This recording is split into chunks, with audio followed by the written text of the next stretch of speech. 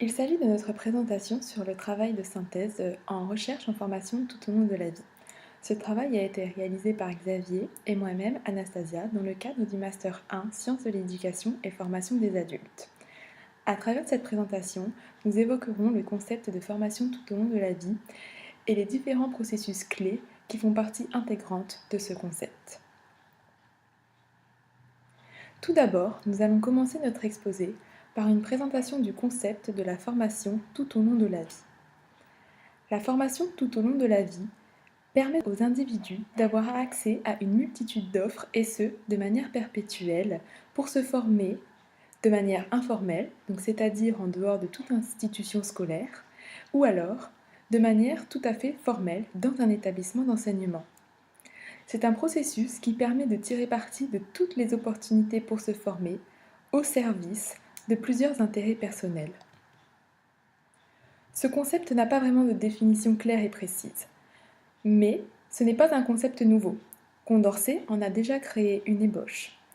Aujourd'hui, l'objectif est de créer des dispositifs qui intègrent de nouveaux savoirs beaucoup plus sophistiqués et qui s'adaptent aux individus qui évoluent sans cesse.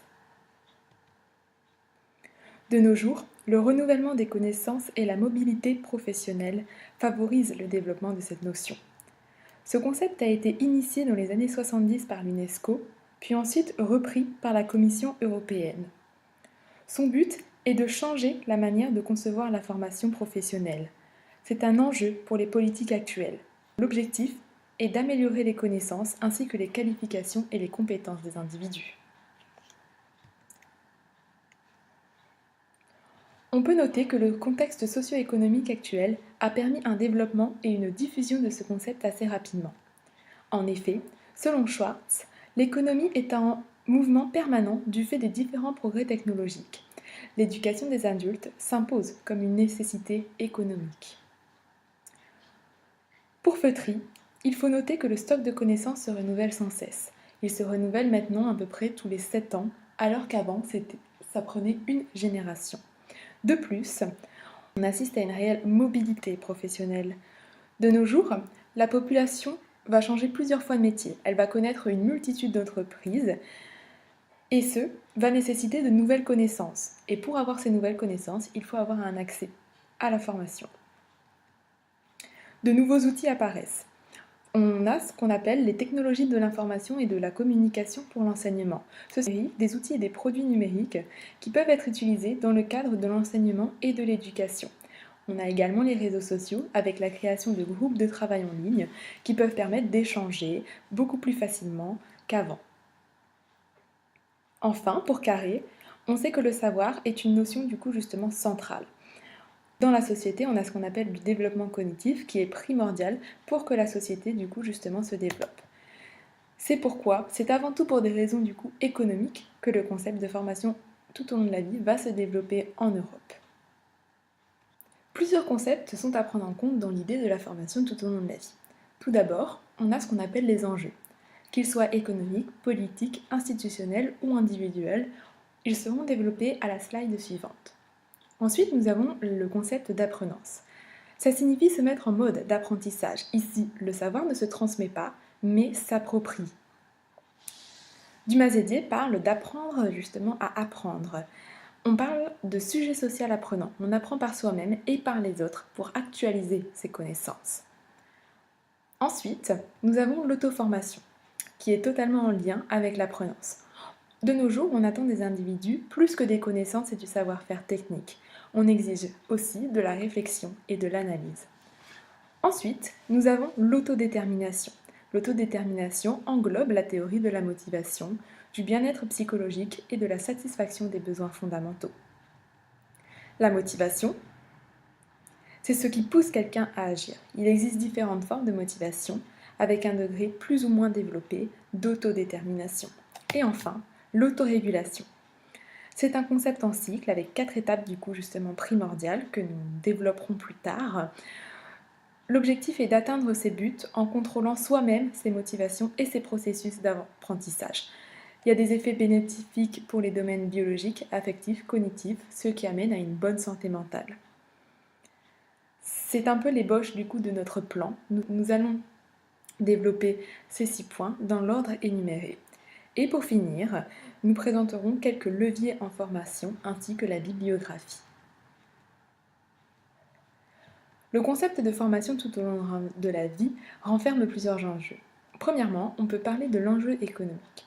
Le but est d'assurer une croissance économique durable tout en limitant les inégalités de chance au sein du marché du travail.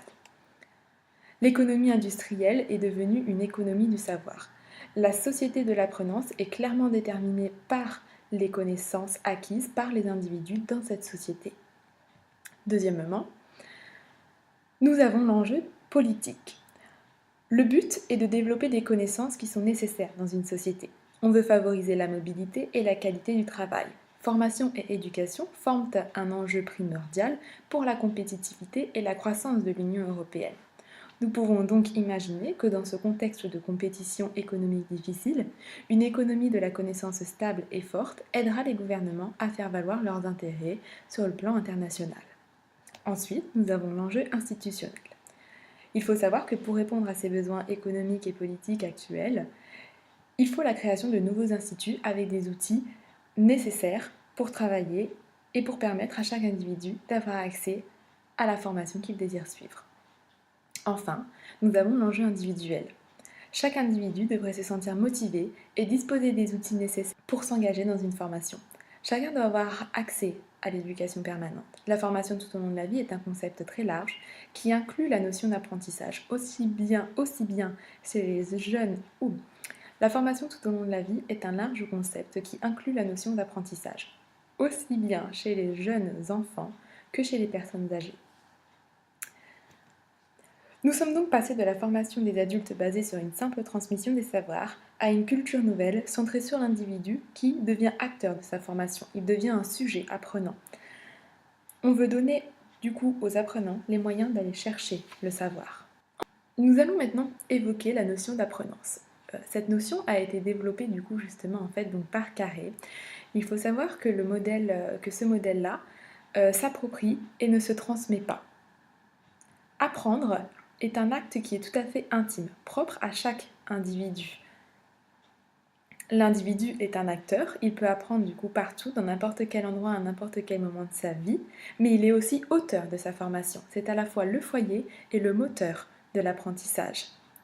C'est l'apprenant qui va avoir du coup justement le savoir. Ce n'est pas quelqu'un qui va lui transmettre.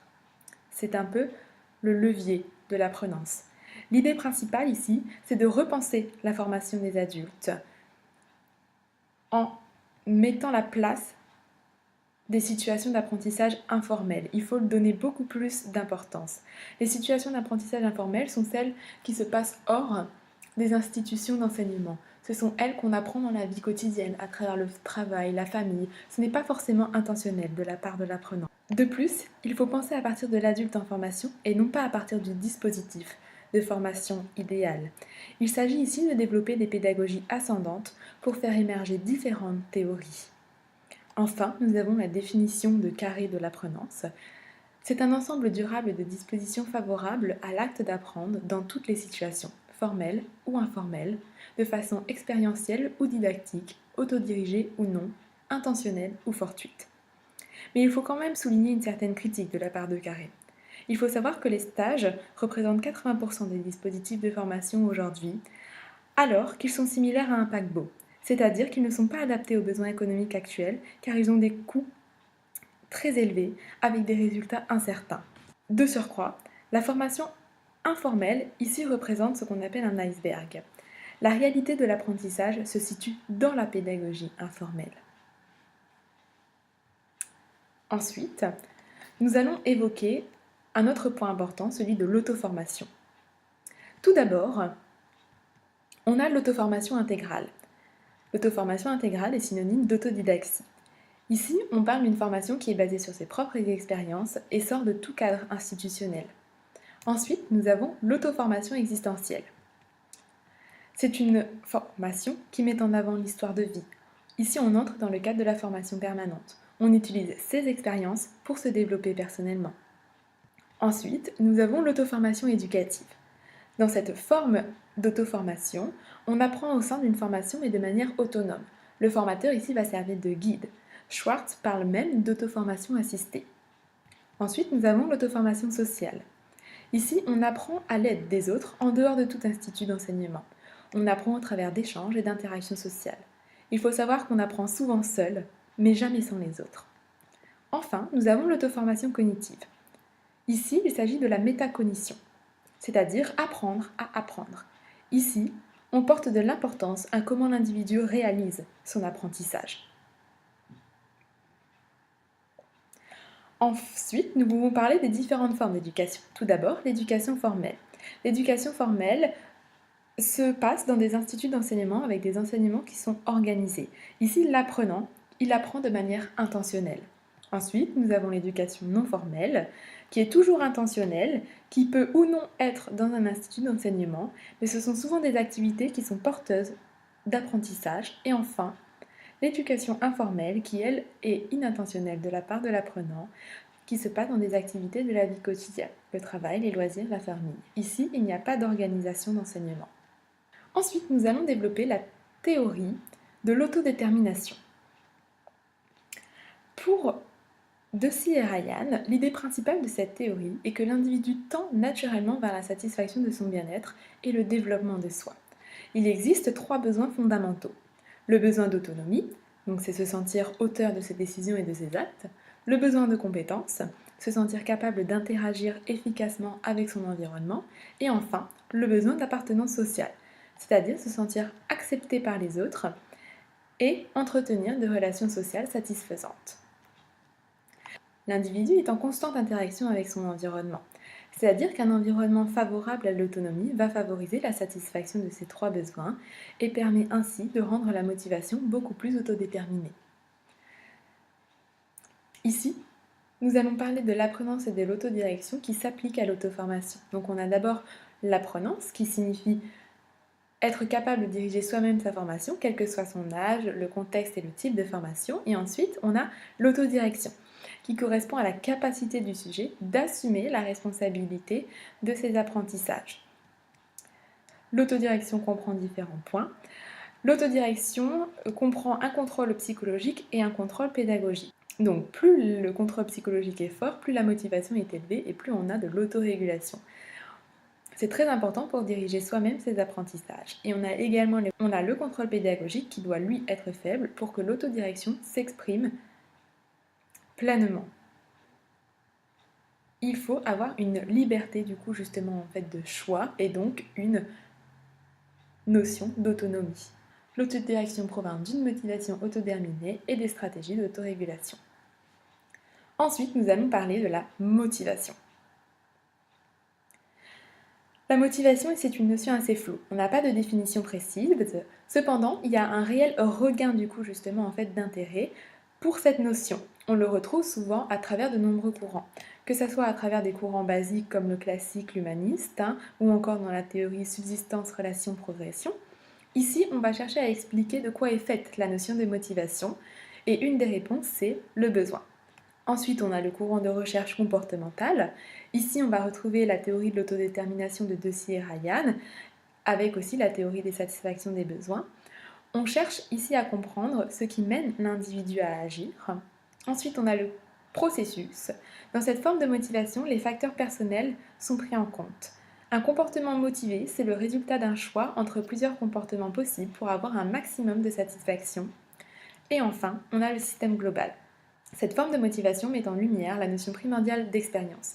C'est selon l'expérience, plus particulièrement le vécu de l'individu, qu'une motivation va cesser ou durer dans le temps.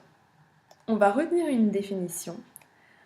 On retient que la motivation est le fruit des interactions entre les forces internes ou externes, produisant le déclenchement, la direction, l'intensité et la persistance du comportement de Valran et Thiel. Les forces internes, ça renvoie à la quête personnelle de satisfaction des 3 besoins fondamentaux, alors que les forces externes, ça provient d'une influence exercée par des facteurs environnementaux.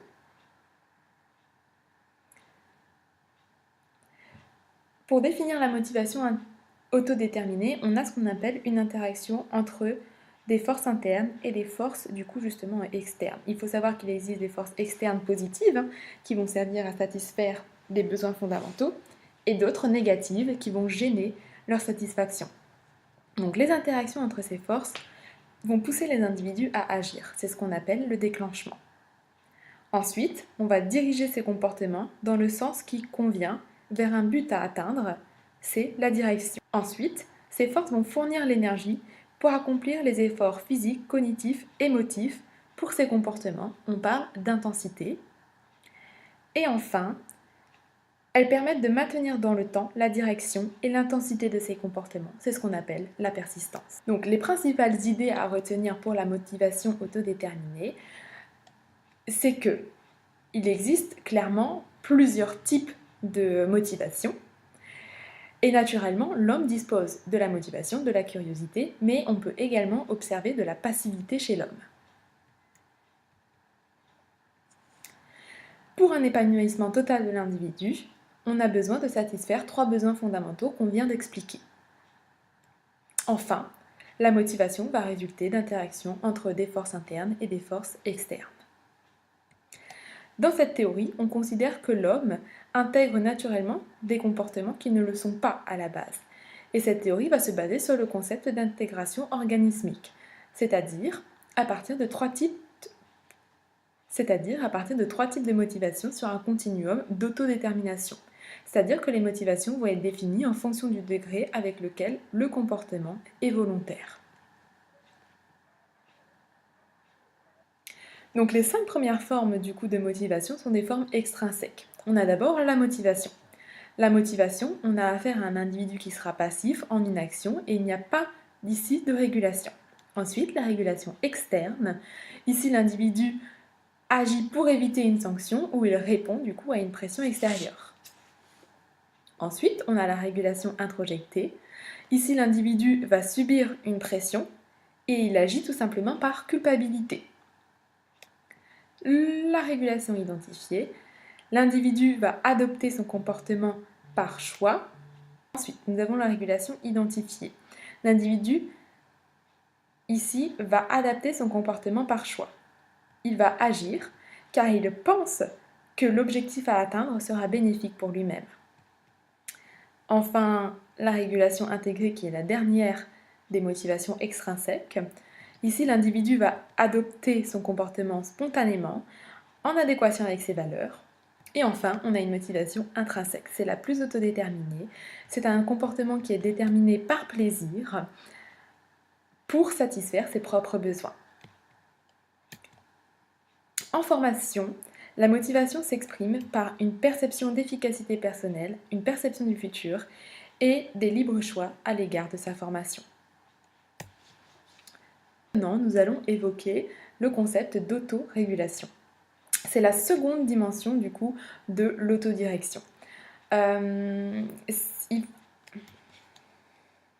L'autorégulation renvoie au contrôle lucide que nous exerçons sur nos démarches cognitives, c'est-à-dire sur la façon dont nous fabriquons les stratégies, les évaluons et les réévaluons pour atteindre les objectifs fixés. C'est un contrôle qui est psychologique. Il existe différents types de stratégies d'autorégulation. Tout d'abord, une autorégulation interne. Elle va porter sur les états émotifs, socio-affectifs et motivationnels. Ensuite, une autorégulation comportementale qui, elle, va porter sur le contrôle de ses comportements et de ses apprentissages. Et enfin, une autorégulation environnementale qui va porter sur le contrôle des différentes composantes de l'environnement d'apprentissage. Le processus de l'autorégulation est quelque chose de cyclique. Le processus de l'autorégulation est quelque chose de cyclique. On va tout d'abord définir justement la tâche. Ensuite, on va établir les objectifs et les planifier. En troisième, on va mettre en œuvre ces stratégies. Et enfin, on va adapter selon l'évaluation du progrès qu'on en a eu. Enfin, nous allons voir en quoi la théorie de l'autodétermination peut aider en formation.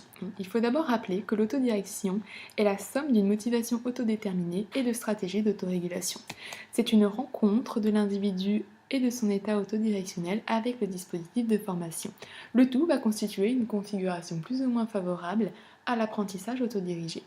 On va ici évoquer 3 leviers. Le premier levier, c'est ouvrir les possibilités de choix de l'apprenant, c'est-à-dire qu'il faudrait diminuer le contrôle pédagogique en lui laissant le plus de choix possible dans sa formation et ainsi élargir ses possibilités du coup justement en fait de contrôle sur ses stratégies d'apprentissage. Ici, on laisse libre cours à l'autodirection de l'apprenant. Ensuite, le levier numéro 2, c'est accompagner l'élaboration du projet professionnel. Il faut mettre l'accent sur le fait d'avoir un projet professionnel qui soit constitué et valable, et il faut savoir les aider à choisir ce projet professionnel. Il faut d'abord se fixer des objectifs puis des stratégies pour y arriver. Ensuite, le fait d'avoir un projet professionnel va les aider à avoir une perception du futur et donc va aider à augmenter leur motivation pour du coup atteindre cet objectif fixé dans le futur. Mais tout ceci reste complexe. Élaborer un projet professionnel reste plutôt difficile, d'où la nécessité d'avoir du coup justement des compétences et des connaissances importantes en amont. Ici, le but c'est d'offrir vraiment du coup justement en fait donc un moyen d'analyse, de réflexion et de structuration du projet. Enfin, le levier numéro 3, c'est accompagner l'autorégulation des apprentissages. Ici, c'est vrai que la pédagogie traditionnelle va montrer ses limites. Avant, on transmettait seulement les savoirs, on ne réfléchissait pas vraiment. Et ça a déjà été révélé par Philippe Carré, qui nous invitait à renverser le paradigme pédagogique dominant. Ici, le but, c'est vraiment de développer la pédagogie en mode autorégulation des apprentissages. Il faut laisser libre choix, du coup, justement, à l'apprenant. Il faut lui laisser développer ses propres stratégies. Enfin, le formateur, ici, va être plutôt enthousiasme de pouvoir poser les objectifs, de pouvoir guider et de conseiller, du coup, l'apprenant. C'est lui qui va être le guide, tout simplement, de les apprenants en lui apportant les compétences et les connaissances nécessaires à la formation de son projet professionnel. Enfin, la bibliographie. Merci pour votre écoute.